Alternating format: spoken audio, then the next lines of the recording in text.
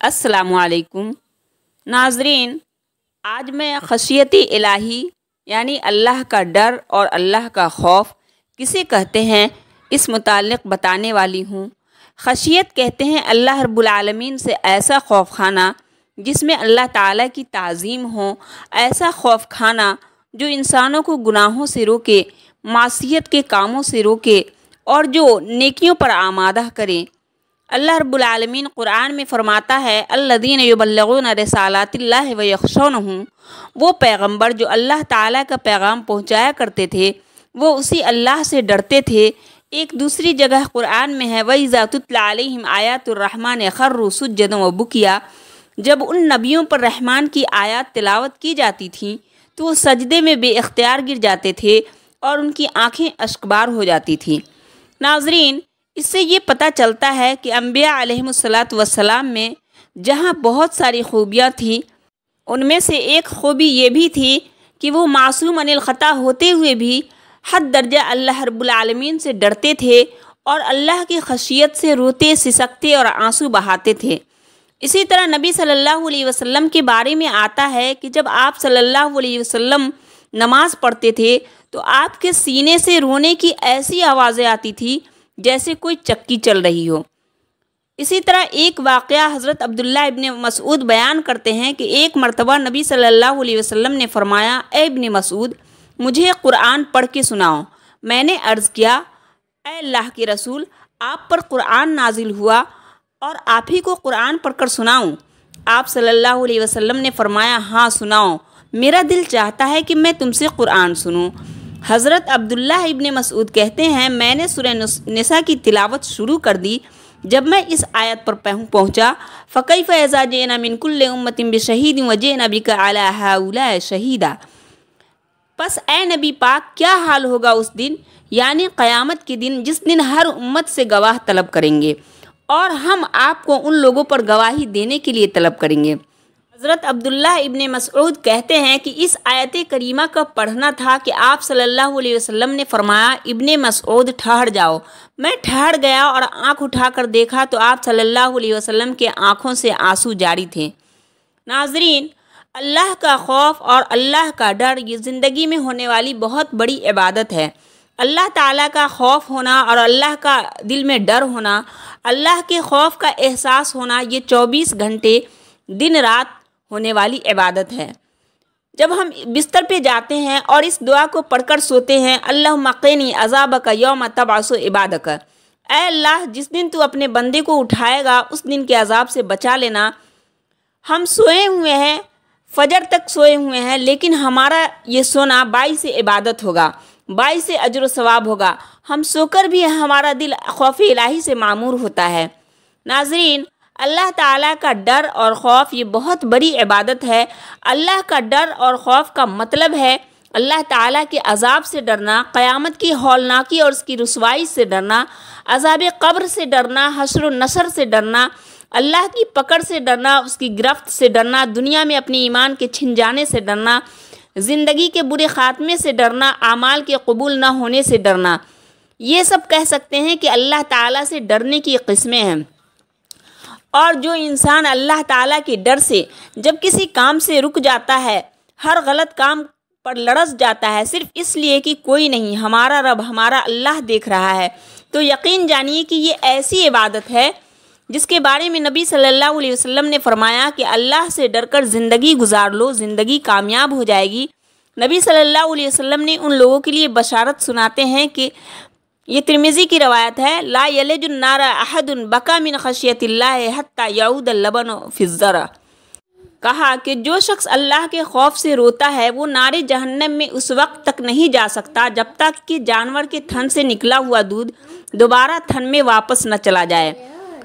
ناظرین، اس کا مطلب یہ ہوا کہ جس طرح سے تھن سے نکلا ہوا دودھ دوبارہ تھن میں واپس نہیں جا سکتا، یہ ممکن نہیں ہے، اسی طرح سے جو شخص اللہ کی یاد میں رویا، جس شخص کے آنکھوں سے آنسو نکل پڑے اللہ کی یاد میں، اس کے لیے ممکن نہیں ہے کہ جہنم کی آگ اس کو چھو لے۔ اسی طرح سے جن کے دل اللہ کے خوف سے معمور ہوتے ہیں ان کے لیے نبی صلی اللہ علیہ وسلم نے ایک بشارت یہ بھی سنایا کہ قیامت کے دن جب سورج سروں پر ہوگا، جب سورج کی تپش ہمارے سروں پر ہوگی اور اللہ کے عرش کے سایہ میں جن 7 خوش نصیب لوگوں کو ملنے والا ہے، ان میں سے ایک وہ شخص بھی ہوگا جو تنہائی میں اللہ تعالیٰ کو یاد کرتا ہے اور اس کے آنکھوں سے آنسو بہہ پڑتے ہیں، اس کے آنکھوں سے آنسو نکل پڑتے ہیں، تو وہ شخص بھی قیامت کے دن اللہ کے عرش کے سائے میں ہوں گے۔ ناظرین، وہ دل بہت خوش نصیب ہوتے ہیں جن کے دلوں میں اللہ کا ڈر اور اللہ کا خوف ہوتا ہے۔ بہت خوش نصیب دل والے ہیں جو اللہ کے خوف کی، جن کے دلوں میں عبادت ہو رہی ہے۔ خوش نصیب ہے وہ دل جن میں اللہ کے خوف کا احساس ہر آن اور ہر لمحہ پایا جاتا ہے۔ جب وہ صدقہ کر رہے ہوتے ہیں تو خوف الہی سے ان کا دل معمور ہوتا ہے، جب وہ پڑوسیوں سے سلوک کر رہے ہوتے ہیں تو خوف الہی سے ان کا دل معمور ہوتا ہے، رشتہ داروں سے سلوک کرتے ہیں تو خوف الہی سے ان کا دل معمور ہوتا ہے، بیوی بچوں سے سلوک کرتے ہیں تو خوف الہی سے ان کا دل معمور ہوتا ہے۔ نبی صلی اللہ علیہ وسلم نے احادیث میں ایسے لوگوں کے لیے بڑی خوشخبری سنائی ہیں، حدیثوں میں بڑی فضیلتیں آئی ہیں۔ سب سے بڑی فضیلت یہ ہے کہ یہ خوف اور ڈر ہمیں اللہ کے مغفرت کا حقدار بنائے گی، رب کی بخشش، رب کی رحمتوں کا حقدار بنائے گی۔ ایسے بندوں پر رحمتوں کی بارش ہوتی ہے، آخرت کی کامیابی ان کے قدم چومتی ہے۔ ایک شخص کا واقعہ ہے، جب وہ مرنے کے قریب ہوتا ہے تو اپنے بچوں سے کہتا ہے کہ بیٹے، میری ساری عمر گناہوں میں گزری ہے، اس لیے جب میں مر جاؤں تو مجھے جلا دینا اور اس کا راکھ بنا دینا اور اسے اڑا دینا، بہا دینا، تاکہ میں نہ اٹھایا جاؤں اور نہ میرا حساب و کتاب ہو اور نہ عذاب ہو۔ تو بچوں نے ایسا ہی کیا، باپ کی وصیت پر عمل کیا اور وصیت پر عمل کرتے ہوئے بچوں نے ایسا ہی کیا۔ جب وہ مر گیا تو اس کو جلا دیا، اس کا راکھ بنا دیا اور اس کو اڑا دیا، بہا دیا۔ پھر اللہ تعالیٰ نے اس کو دوبارہ زندہ کیا اور اللہ تعالیٰ نے اس سے پوچھا کہ اے میرے بندے، تو نے ایسا کیوں کیا؟ تو اس نے کہا کہ اے اللہ، میں نے ایسا صرف تیرے ڈر اور خوف کی وجہ سے کیا، تاکہ نہ میرا حساب و کتاب ہو، نہ میں اٹھایا جا سکوں اور نہ مجھے عذاب ہو۔ تو اللہ تعالیٰ نے کہا کہ تو نے میرے ڈر کی وجہ سے ایسا کیا تو میں نے تجھے معاف کر دیا۔ ناظرین، جس شخص کے دل میں اللہ تعالیٰ کا ڈر اور خوف ہوگا تو آخرت میں اس شخص کے لیے امن ہی امن ہوگا، سکون ہی سکون ہوگا، اس شخص کے لیے کوئی خوف اور کوئی ڈر نہیں ہوگا۔ حدیث قدسی ہے، امام البانی نے اسے حسن قرار دیا ہے۔ اللہ تعالیٰ فرماتا ہے، میرے عز و جلال کی قسم، میں اپنے بندے کے لیے 2 قسم کے خوف اور 2 قسم کے امن ایک ساتھ جمع نہیں کروں گا۔ کہا، جو بندہ دنیا میں مجھ سے بے خوف ہو کر زندگی گزارے گا، ایسے بندے کو آخرت کے دن خوف کا سامنا کرنا پڑے گا، اور جو بندہ دنیا میں مجھ سے ڈر کر زندگی گزارے گا، میں قیامت کے دن اسے امن ہی امن دوں گا، چین ہی چین دوں گا، اس کے لیے کوئی خوف، کوئی ڈر اور کوئی عذاب نہ ہوگا۔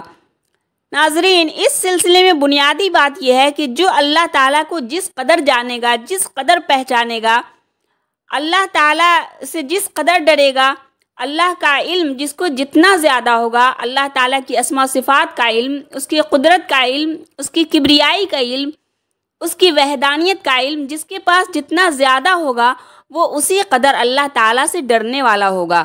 سلف کہا کرتے تھے، من کان باللہ عارف کان بہ اخوف۔ اسی طرح قرآن کہتا ہے، انما یخشی اللہ من عبادہ العلماء، بے شک اللہ تعالیٰ سے علماء ہی ڈرتے ہیں۔